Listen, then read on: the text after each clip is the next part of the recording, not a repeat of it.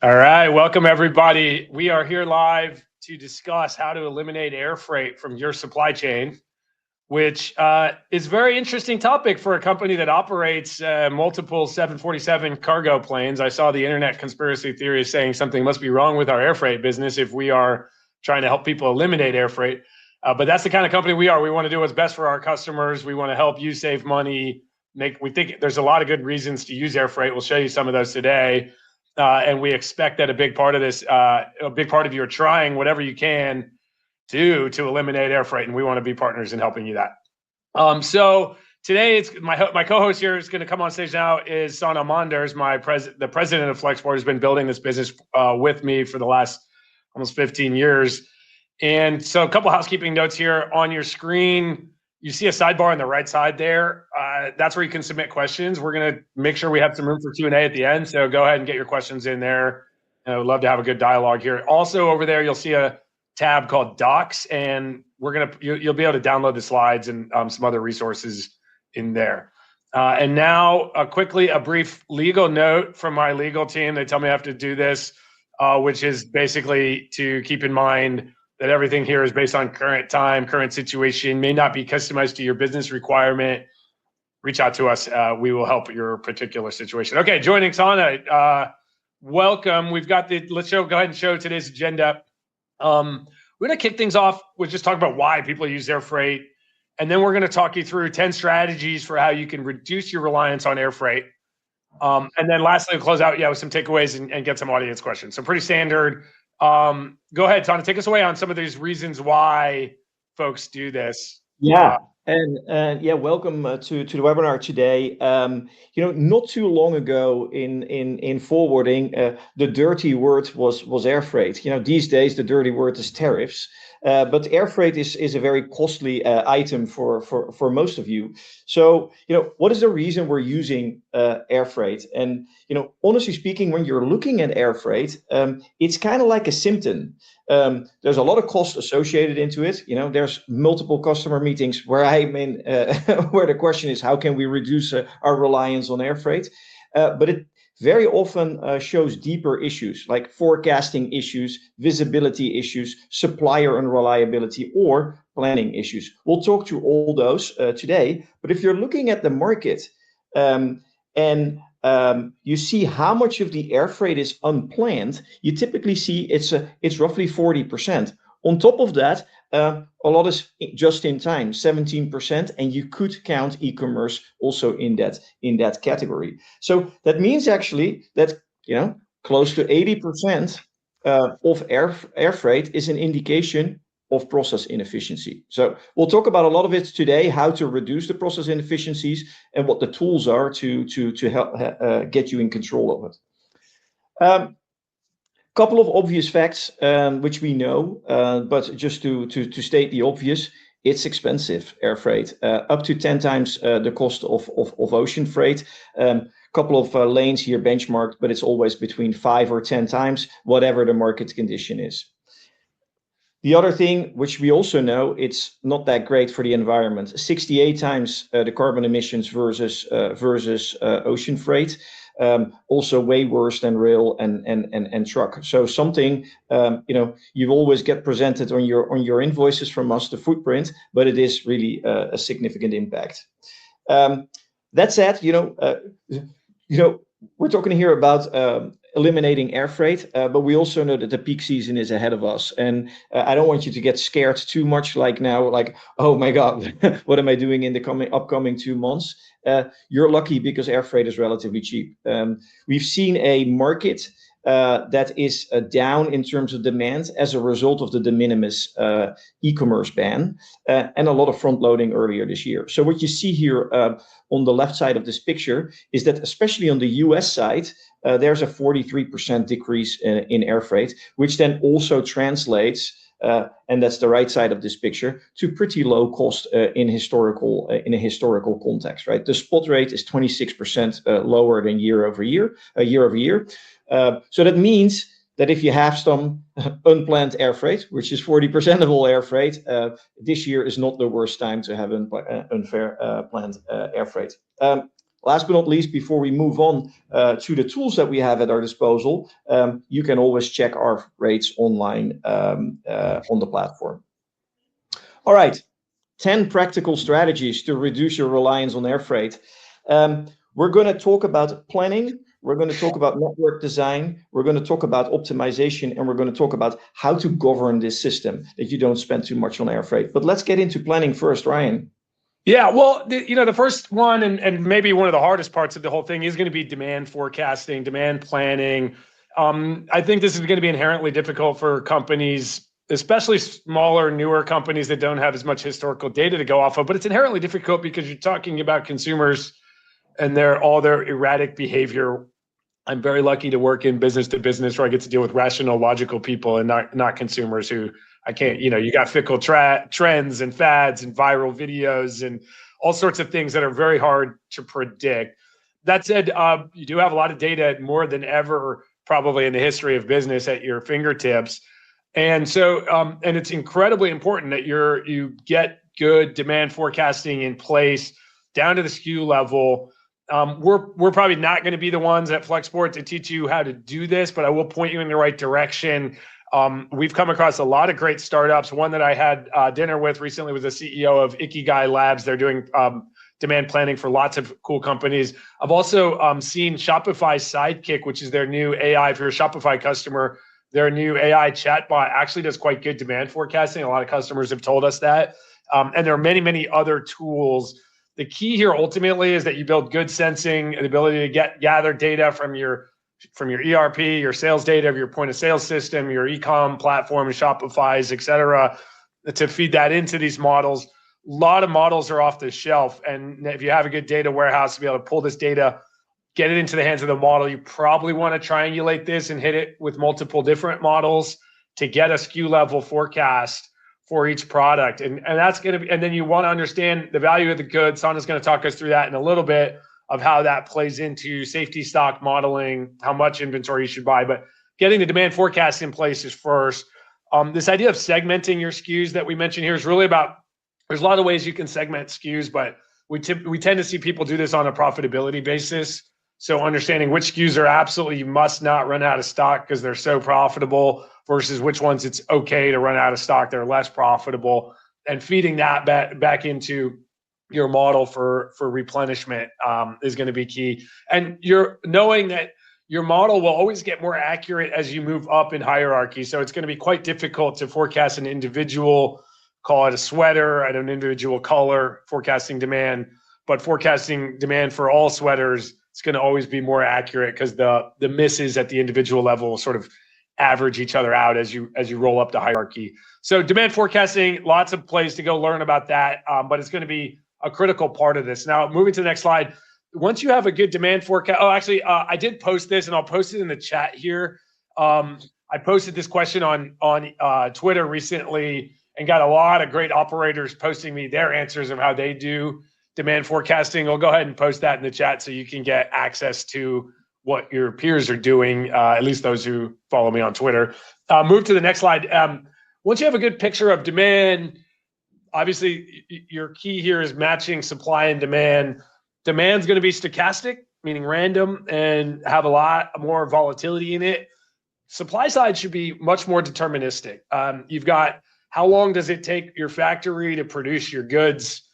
This is, yes, there's volatility here, especially with a lot of the changes that have happened in the logistics and tariff environment. But overall, it's relatively predictable.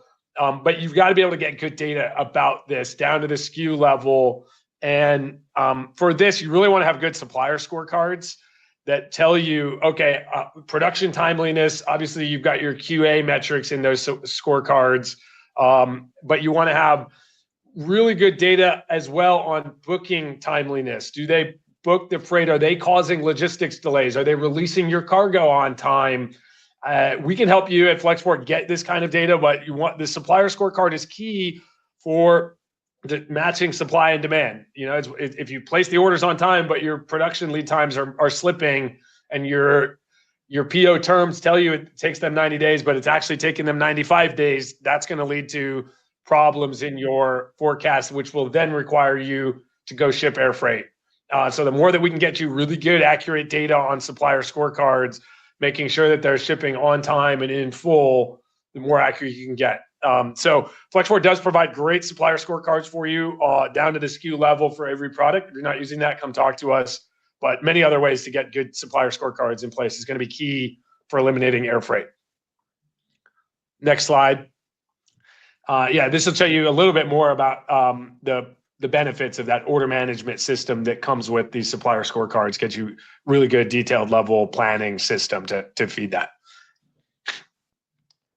Cool. Let's go to the next strategy. Shift from just in time to just in case. A lot of products can be predicted more accurately, and you don't necessarily have to. You can actually allow yourself to have a lot more in stock there. What's important here is to go through the following exercise and define what your inventory strategy is per product. First of all, it's important to define, how you do your inventory replenishment.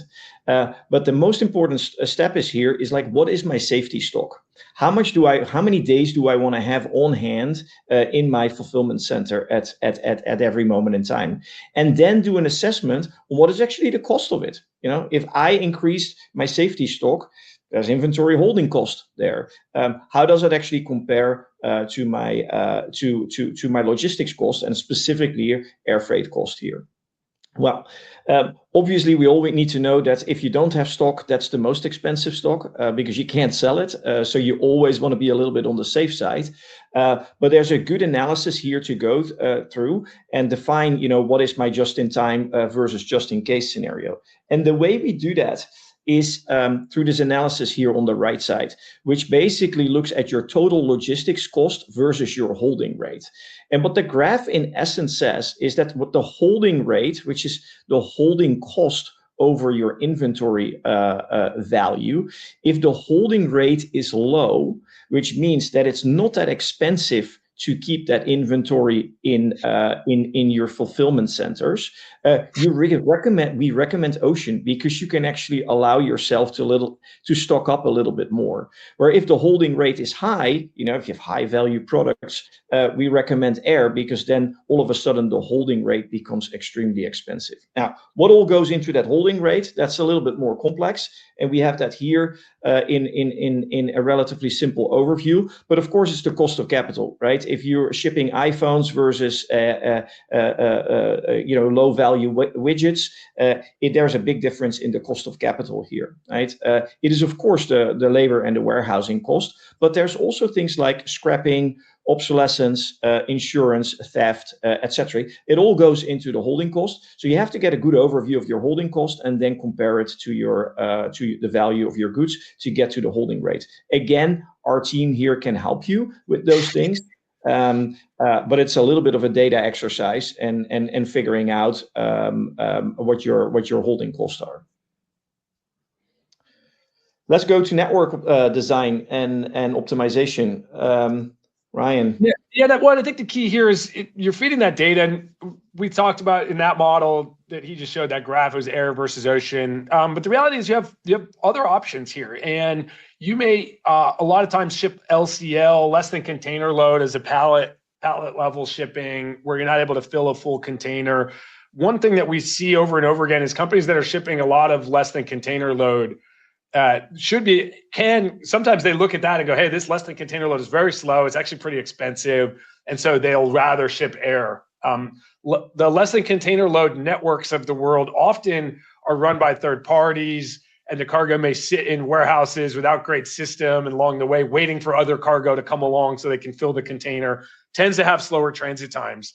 And so people are a little scared of LCL as a result. Well, there's a couple things you can do. One is there's a couple things you can do besides ship air freight. One of which is combine multiple LCLs and fill your containers. And that's what we call a buyer's consolidation, where the concept here is it's your own container, but it's multiple factories of LCL loading it up. Another thing to do is use a premium LCL product where it's going direct and it's going to leave no matter what on a schedule rather than sitting around waiting for other people's pallets to fill it up. So those are a couple other options that are available to companies. If you go to the next slide, you can see there's there's also multiple types of air freight. And you've got this direct air freight, which will go, right between the two closest airports to you. But typically air freight, it's worth trucking it to a hub where you can get more density. The way to lower air freight costs is to mix dense cargo and voluminous cargo, and that tends to take place at these hubs.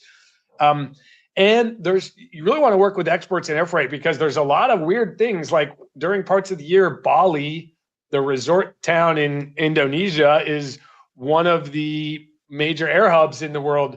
And you think, why? There's no cargo being produced there. But in fact, 50% of the world's air freight flies in the belly of passenger planes. And there's a lot of passengers flying to places like Bali or Honolulu.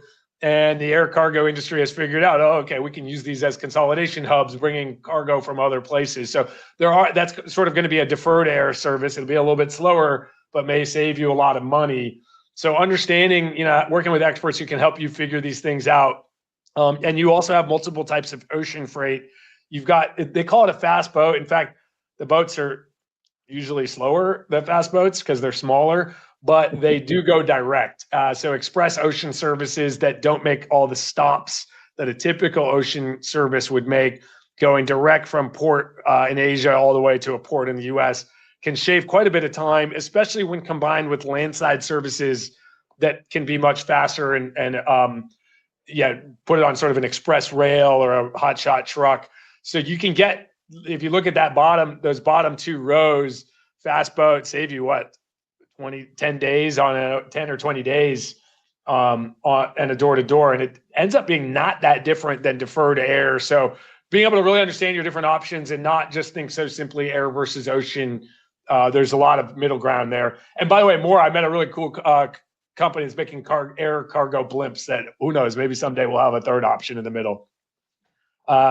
And we do offer all these through our instant pricing service. If you're a Flexport customer, you can just, even if you're not, go on there and check our rates. It's a quick way to do some simulations and figure out what things will cost you.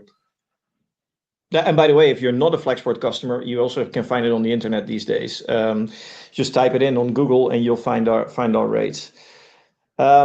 Let's go to the next strategy, which is supply chain optimization. Ryan was already talking a little bit about it, about consolidating into a buyer consolidation.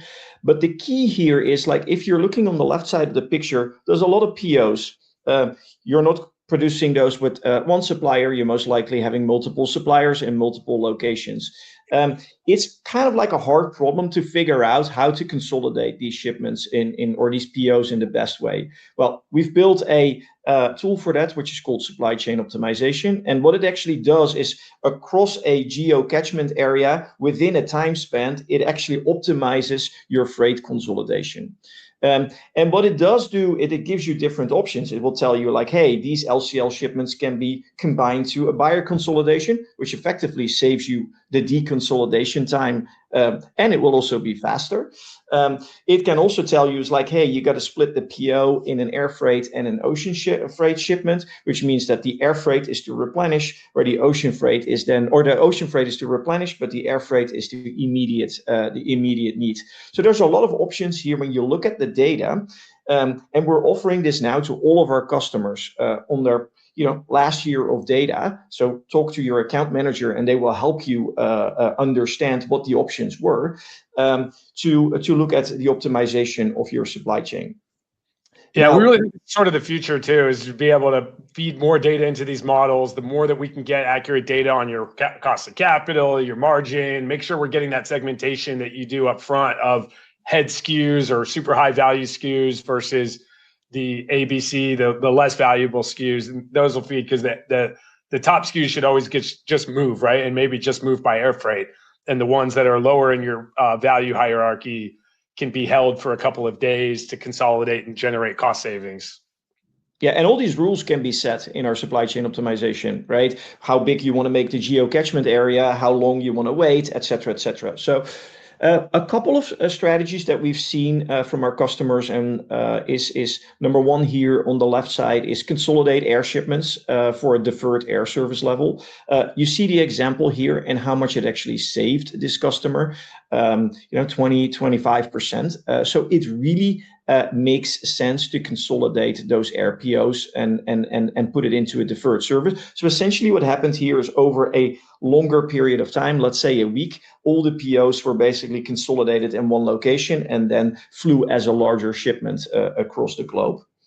The other thing we already talked about is shift air to premium ocean. It's a massive cost saving. Although premium ocean is expensive, it's not even close to air freight. And last but not least, what we already talked about is the buyer consolidation, moving multiple POs into your own box. We see savings up to 15%, which is essentially by reducing your LCL or filling up your FCLs just more.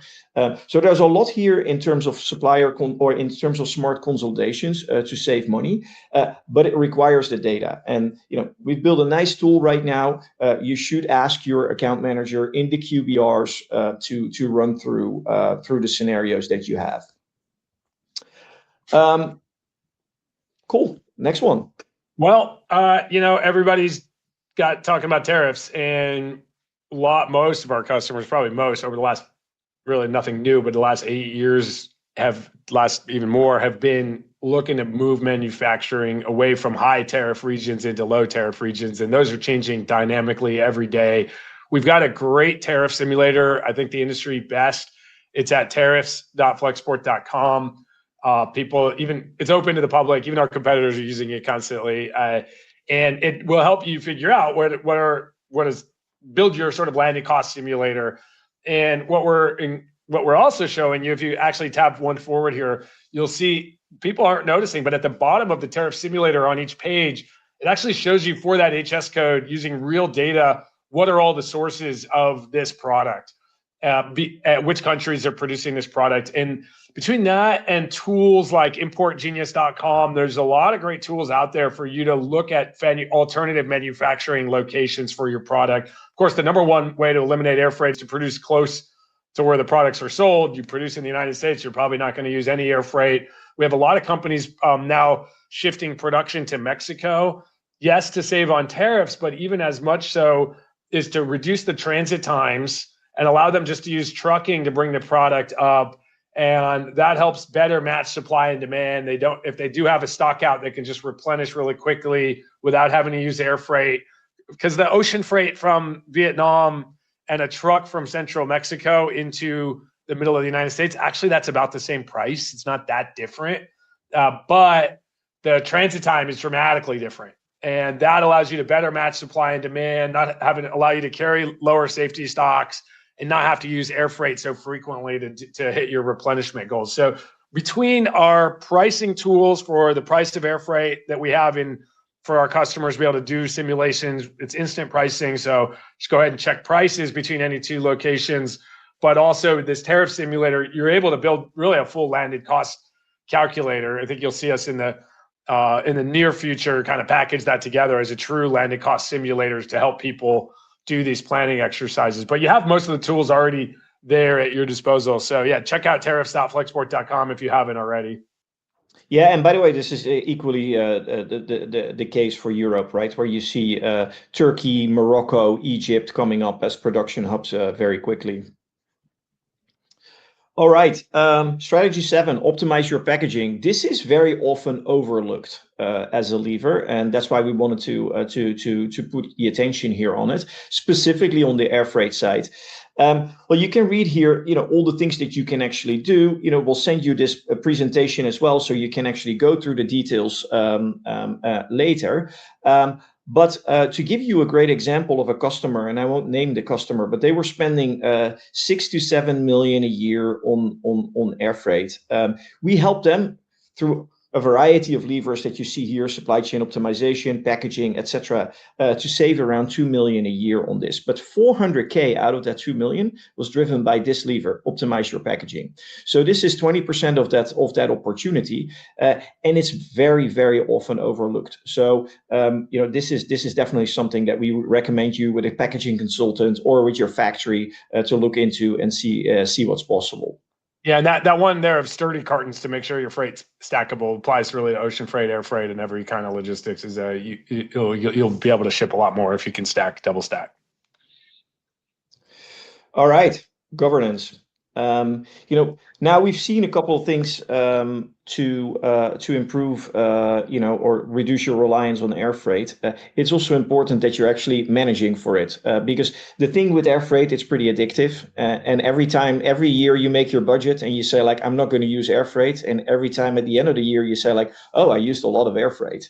And that's, again, it's the same root causes like planning, supply, your suppliers not being reliable, etc. So what are the tools that you have at your disposal to actually, improve your governance, improve your processes to make sure that you can stick to your plan?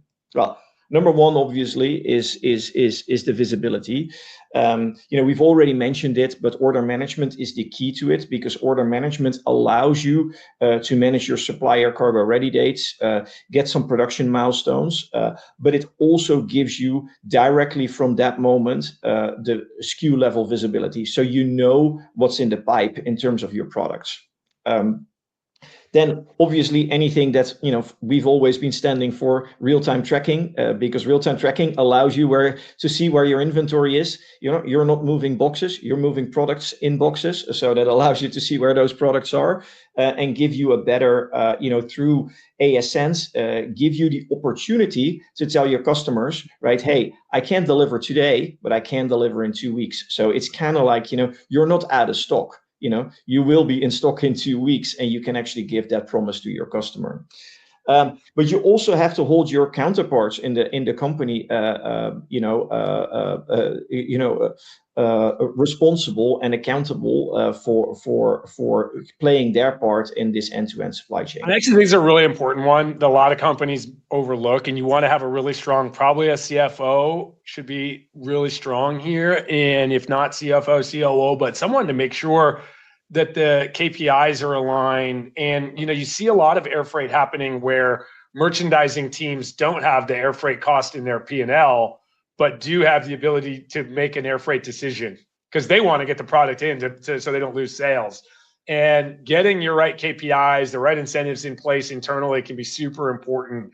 That I see this over and over again, where you just like, show them the data, they'll probably make good decisions, but put it into their compensation or put it into their KPIs that they're using. Like if you're going to ship air freight, the person making that decision to ship air freight needs to own the cost somewhere in their P&L. So don't underestimate the value of incentives. I think that's one of the key lessons in all of business. And similar for your external partners, right? Your suppliers, right? Measure their on-time performance and make sure if they don't stick to their on-time performance, that feedback loop is closed. And in the worst case, that they are paying for the air freight there where things are going wrong. But which brings me to the next thing is like have very clear rules on when to use air freight. Right? You should use it. We've talked about planning. We've talked about the ABC analysis. You should use it for the most critical, time-sensitive components. But you have to put very clear written rules in place, and you have to track whether those rules are being followed or not. Right. So here on the right side is an example of one of these tiered shipping policies. That we abstracted it, but from one of our customers, where they basically went through the type of inventory category and said, like, what is the demand that we're expecting for this, and what is the shipping policy that we're mandating from our merchandising teams. Last but not least, verify, right?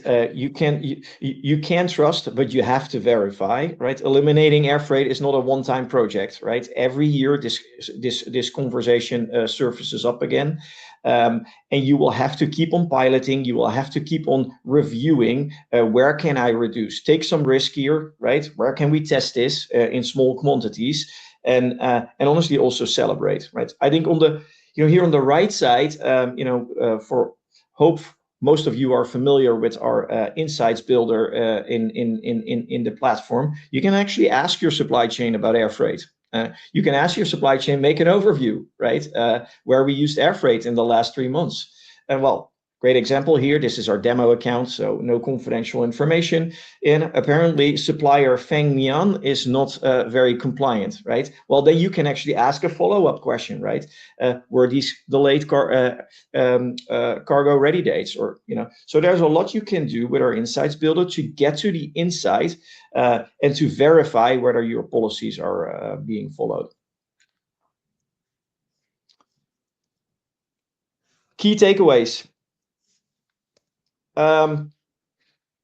And I'm going to do this quickly because we just ran through all of them. But what I want you to remember is plan ahead, right? It's not only the demand forecasting, it's also install order management to make sure that you have a good hold on your supplier and what your supplier is doing on the timeliness of the cargo ready. Design your network, right? There's a lot possible there with multimodal solutions. There's a lot possible with supply chain optimization, which is the next one. And again here, and you know, it almost sounds like a pitch, but let us help you here on the supply chain optimization.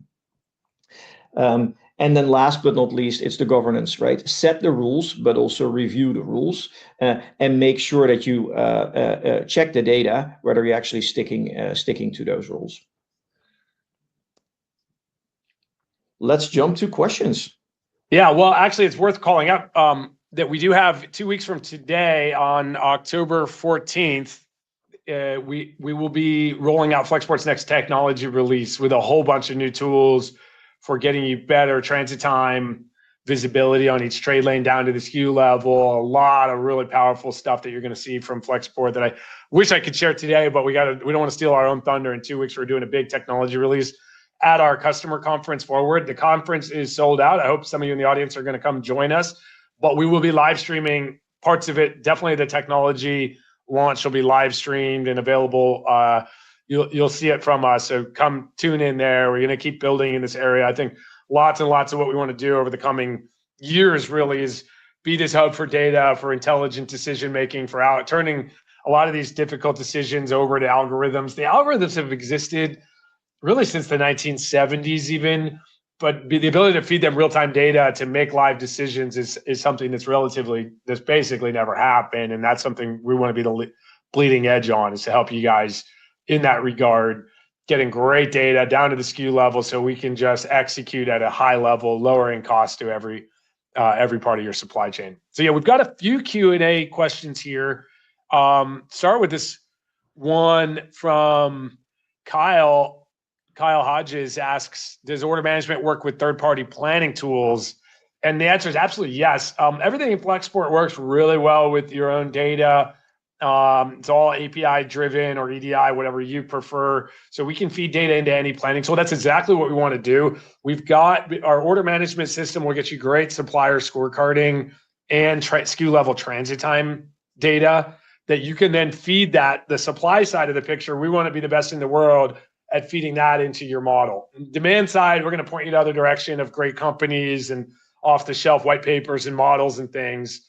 That's a black art that we're not the experts in, but we want to be able to pair those two things up together, supply and demand, and then help you understand your working capital, understand the various other variables that go into that model to determine your replenishment rate, your safety stock, and then therefore your order method of air freight versus ocean freight. So yes, absolutely. I'm not familiar with is that Singularly? Yeah, I'd love to learn more about that. But yeah, we can plug the data into any place you want it. We'll pipe it to you. So Kyle, we'll connect offline on that one. Sanne, this is a good call out. We mentioned Express Rail as a fast ocean plus Express Rail. You want to address that question? What are the carriers that are offering this service? Yeah, so typically what you see is that those services are offered by the fast boat options, which is carriers like Petersen. CMA has this Eagle EXX services. Zim offers those services, and they are combined for intermodal points with guaranteed rail. It doesn't mean that again, like the boat, the train doesn't run faster, but you get a guaranteed spot, and you also get, let's say, a very short transit time from the ship to the rail car. That's the main thing, is eliminating the container dwell at the port and just getting it loaded on that train right away and hot shot it out to the final destination. And it also very often comes with guaranteed capacity, right? So it's not that you're not going to get rolled on your rail transit. Mm-hmm.